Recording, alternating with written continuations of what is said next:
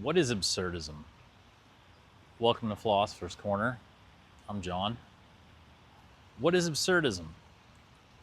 It is the philosophy that life is meaningless and that human existence is likewise meaningless. A couple of the major philosophers who took this view were Albert Camus and Kierkegaard. Kierkegaard's a little different because he had Christian faith, so he had sort of an addendum to absurdism. But Camus, who sometimes is credited with being an existentialist, which he's not. Existentialists actually say that you have free will and you can make your own meaning. He said, no, nothing doing. Like, life is absurd, it has no meaning, and the more one tries to make sense out of life, the more frustrated they get, because ultimately life has no meaning.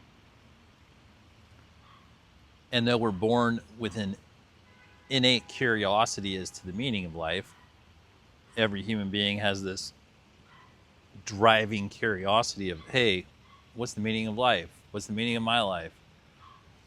He says that that essentially serves to nearly torture every person, because ultimately there is no meaning. So from the outset, it's a pretty bleak philosophy, and it really only addresses trying to connect the dots on the material world. And it gives no credence to a human being's perception, a human being's free will. It certainly is a godless view on things.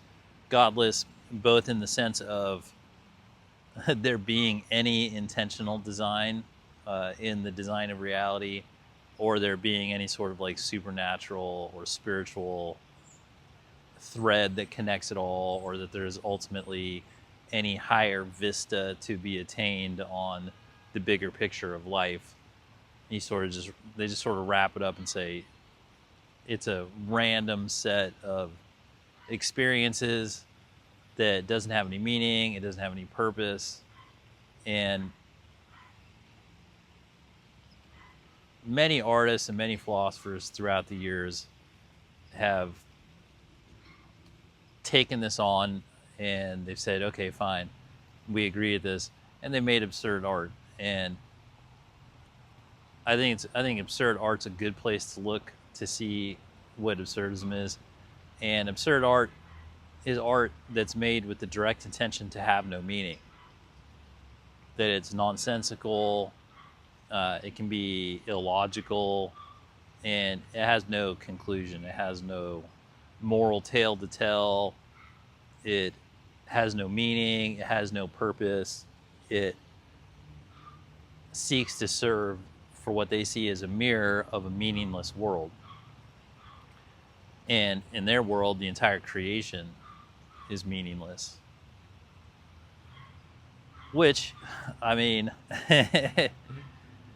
as a philosopher, I think if you're going to restrict yourself to simply cataloging material phenomenon and not connecting any dots and not drawing any conclusions, then I think that, of course, you're going to come to that conclusion.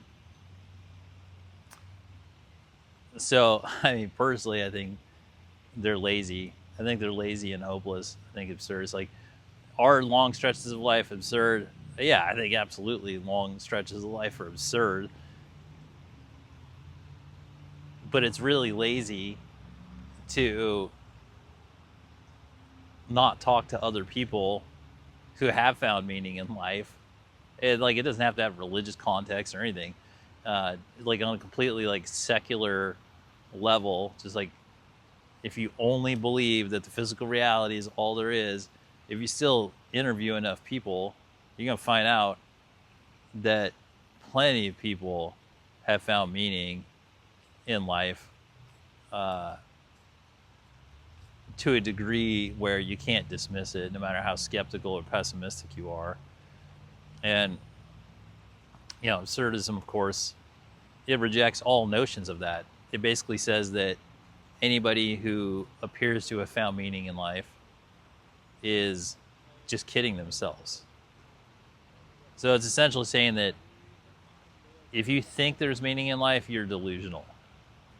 That you've somehow created a fiction in your head of meaning to console yourself in the face of the void, which is a very appealing philosophy to somebody under the age of 25. Because you can get a sense of scale of creation, which makes you feel like, makes your intellectual ego feel very big, and you feel very pleased with yourself that you have grasped some sense of scale of the enormity of creation, which in truth you really can't, because it's eternal and infinite. So basically you can only really break your mind to try to get a true grasp of it. All you can really get is a concept of the unending nature of it and the expansive sense of it. You can only just take it out to like whatever the biggest thing you can think of is +1.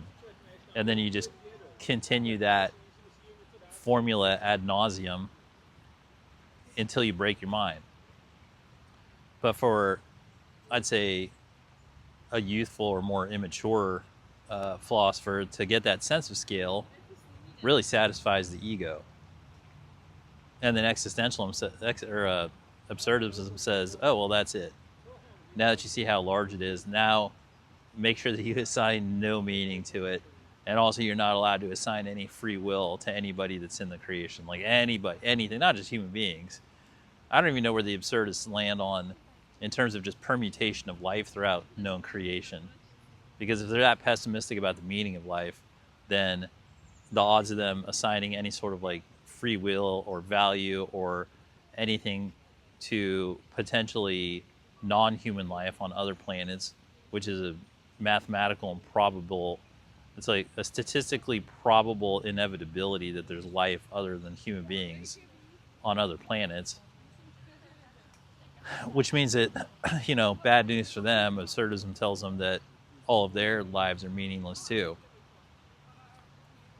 which is silly, because if you do create your own meaning, that is meaning. I get where the absurdists say, like, there's sort of gridlock. Things can present themselves as not making sense, but over time, everything makes sense. And in terms of meaning, well, meaning's a journey. Meaning is attained by returning to source. And that can be your soul returning to source. It can be your heart returning to source. It can be anything returning to source. It can be a minor thing returning to source, like a salmon returning to its spawning grounds. Like, it can be anything. But completing a cycle gives meaning to something, because then you have context and you have the story. And those stories do have meaning. They're not empty. They are not meaningless.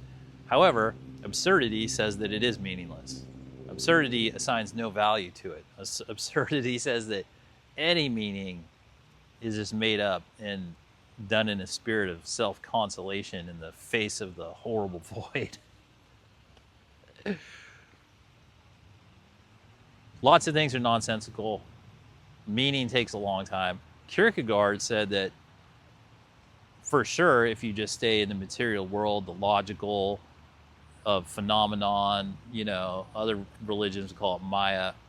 He says, yeah, if all you do is confine yourself to that world and you ascribe no intention, no intelligence, no nothing to it, that it's just everything's utterly random and soulless, yeah, of course, that's the conclusion you can come to, is the conclusion of absurdism. And Kierkegaard says that's the point at which you have to take a leap of faith, basically to another dimension. Now that you've come to the overall assessment of that particular dimension, which is a hopeless, meaningless dimension of just like physical phenomenon, he says then you take a leap of faith to find out what the meaning is.